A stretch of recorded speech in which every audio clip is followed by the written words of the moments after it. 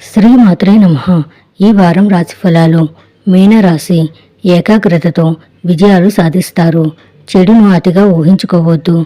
గ్రహదోషం అధికంగా ఉంది. మనోబలంతో ముందుకెళ్ళండి.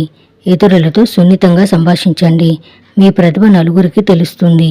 మీ సహనమే మిమ్మల్ని కాపాడుతుంది. కలహ భోజనాలతో జాగ్రత్త. కాలాన్ని సద్వినియోగం చేసుకోండి.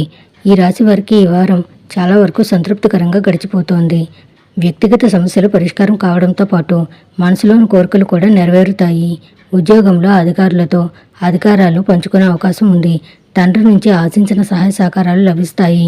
ఆస్తి వివాదం ఒకటి పరిష్కారం అవుతుంది. ఆరోగ్య విషయంలోనూ ప్రయాణాలలోనూ జాగ్రత్తగా ఉండాల్సిన అవసరం ఉంది.